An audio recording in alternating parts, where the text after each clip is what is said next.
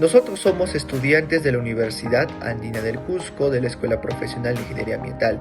Nuestro grupo está conformado por Arana Topayupanqui, Mariori Mayumi, Cabrera de los Ríos Gabriela, Loaiza Vargas Carlos Antonio, Muñoz Gutiérrez Daniela, Yáñez Salazar Camila Lucero y por mi persona Nina Asto Carlos Andrés.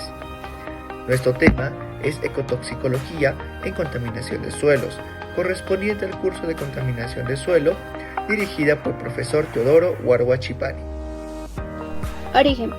Trajuda estableció el término de ecotoxicología en sustitución al de toxicología ambiental. Usada hasta entonces, la toxicología ambiental investiga la dosis sin efecto y parece más bien una ciencia de seguridad.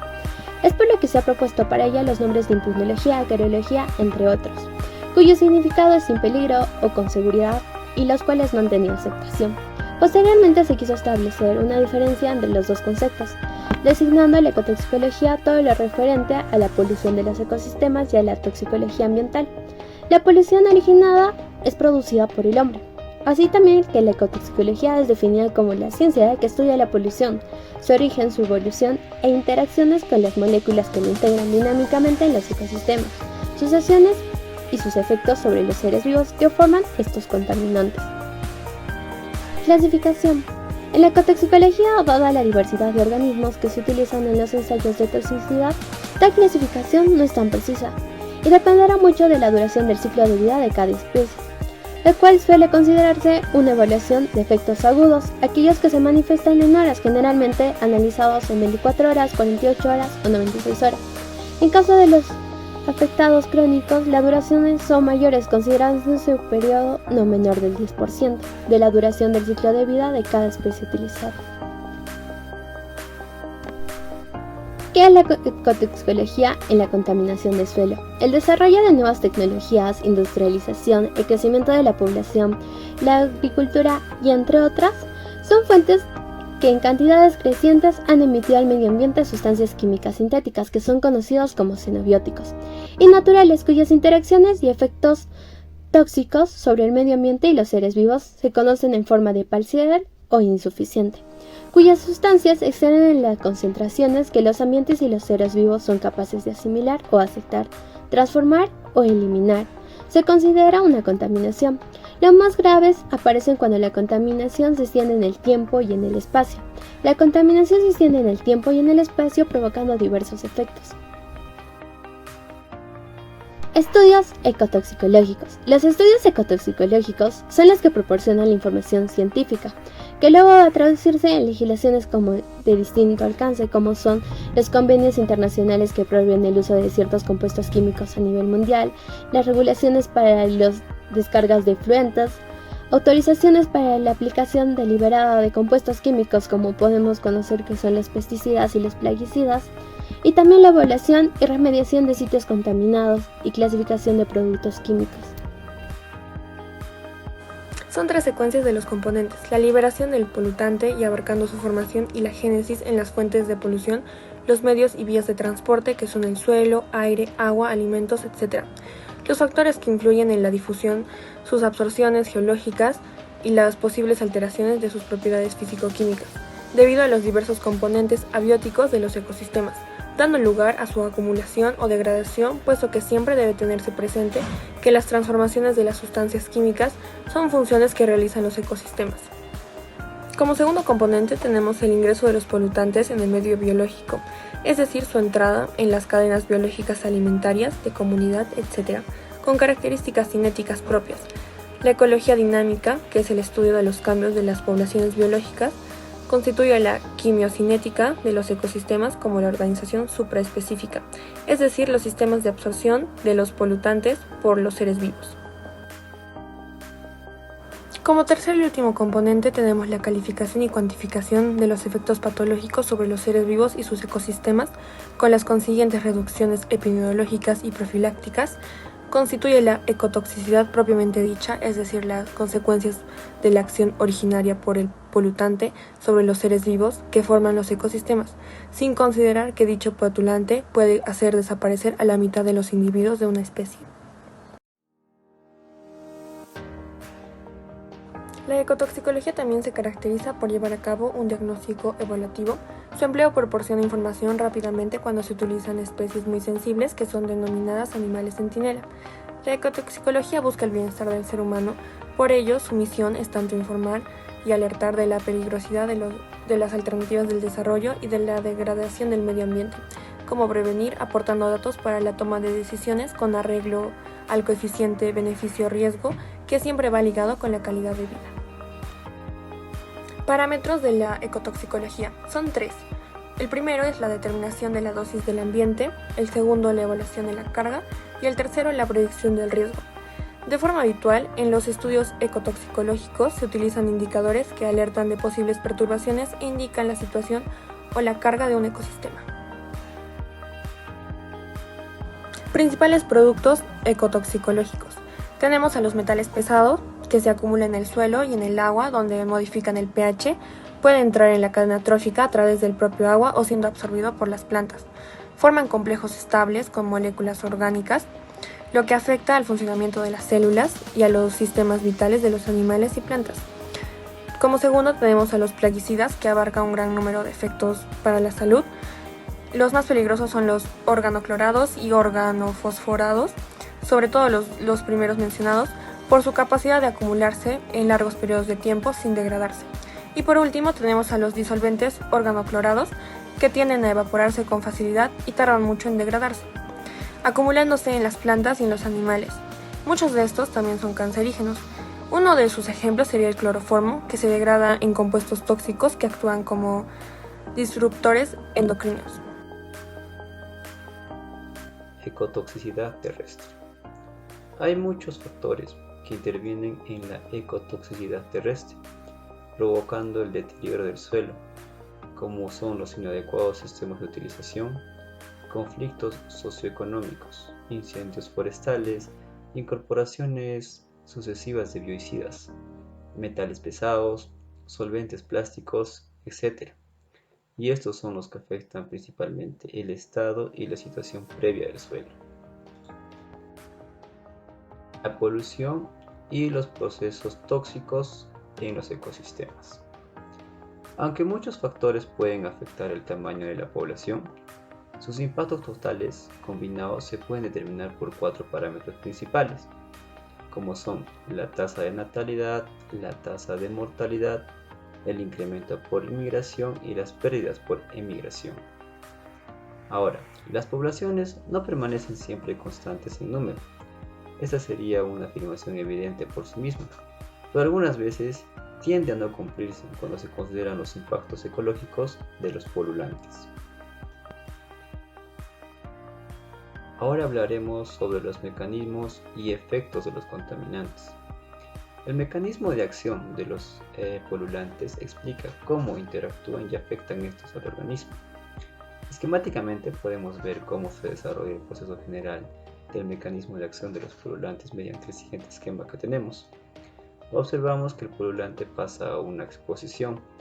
Este pasa a un proceso de toxicocinética, en el cual este se desarrolla en el ecosistema generando un proceso de absorción, metabolismo, distribución y eliminación, pasando después a un proceso de toxicodinámica, este ya teniendo una interacción celular. Una vez pasado esto, genera una modificación dentro del ecosistema. Es así como nosotros podemos observar los mecanismos que tienen estos contaminantes.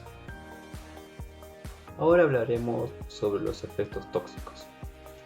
Vamos a observar que estos tienen diferentes formas de interacción, como son por ejemplo los locales, sistémicos, reversibles, irreversibles, inmediatos, retardados, morfológicos, funcionales, etc. Vamos a ver que los locales son cuando la lesión tiene lugar en la zona de contacto. Los sistémicos, si es posterior a la absorción y la distribución, afectando a uno o varios órganos. Los reversibles, cuando desaparece el efecto tóxico. Y los irreversibles, cuando no desaparece este efecto.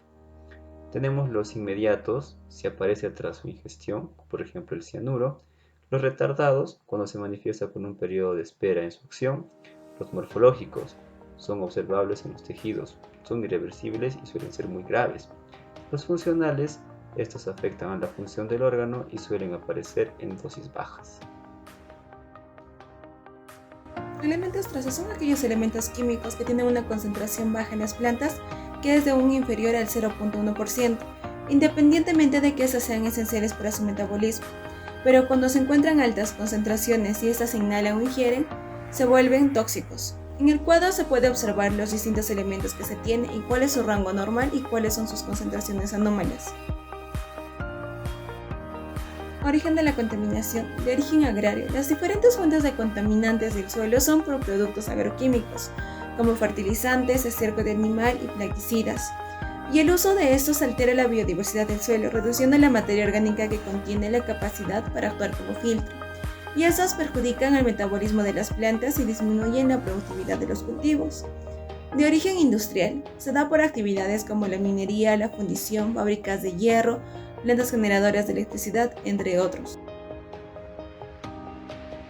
Toxicidad selectiva es la respuesta de las distintas células a los agentes químicos que refleja una capacidad del tóxico para actuar selectivamente sobre las células, y eso se clasifica según el alto tipo de muerte celular.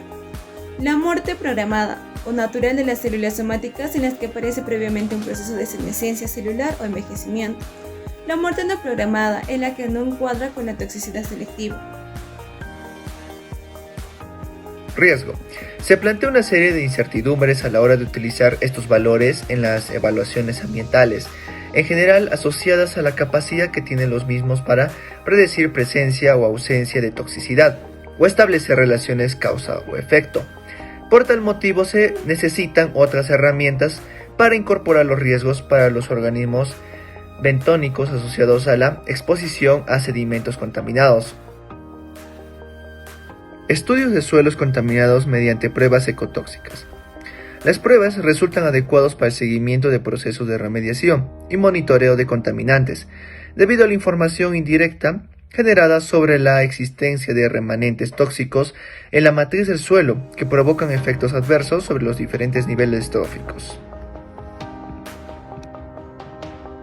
Pruebas ecotoxicológicas. Las pruebas pueden realizarse en laboratorio o en campo. En el primer caso, los organismos son mantenidos en corrales adecuados, sometidos a las condiciones del medio. En el segundo, se producen las condiciones ambientales de modo parcial. Bioensayos con lombrices. Las lombrices se emplean con frecuencia como organismos de prueba para evaluar la toxicidad de los suelos. De ellas la especie Elsenia fetida es la más utilizada. El procedimiento experimental de la prueba de toxicidad con lombrices de tierra puede aplicarse con un enfoque predictivo al anticipar impactos ambientales u orientado hacia el análisis y monitoreo de impactos ya existentes. Desde el punto de vista de la toxicología, el bioensayo puede aplicarse para el análisis de un lugar contaminado o el diagnóstico de suelos contaminados, también para el análisis de lodos o sedimentos, o también para evaluar la toxicidad aguda de sustancias químicas o productos químicos específicos.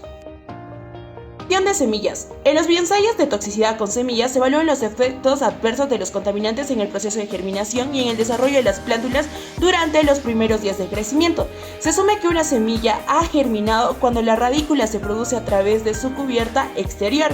Por lo tanto, incluye numerosos eventos como tenemos la hidratación de proteínas, cambios de estructuras subcelulares, respiración, síntesis de macromoléculas y alargamiento de células, ninguno de los cuales por sí mismo determina la germinación, pero sus efectos combinados transforman un embrión en reposo y deshidratado, con metabolismo apenas detectable, en uno que tiene metabolismo vigoroso que culmina en el crecimiento. Microorganismos se considera como pruebas potenciales para el monitoreo de suelos contaminados con hidrocarburos a la actividad respiratoria de suelos, por lo cual se cuenta con microorganismos como la luminiscencia microbiana. Factores modificantes de la toxicidad. Es importante considerar la respuesta tóxica que puede afectar por diversos factores bióticos que son necesarios tomar en cuenta al momento de evaluar la toxicidad de una muestra. Algunos de los factores abióticos son la clasificación de suelos con sus características fisicoquímicas como la temperatura, humedad, el pH, la materia orgánica y nutrientes. Ventajas Ventajas y desventajas. En ventajas tenemos que detecta tanto los compuestos tóxicos como los metabolismos tóxicos. También las pruebas se pueden realizar fuera del sitio, que es ex situ, o en el sitio, que es in situ. El periodo de prueba es relativamente corto y la evaluación de la reducción de contaminación no es una metodología complicada. Y en desventajas tenemos la incapacidad para diferenciar la respuesta de los compuestos tóxicos principales de sus metabolismos.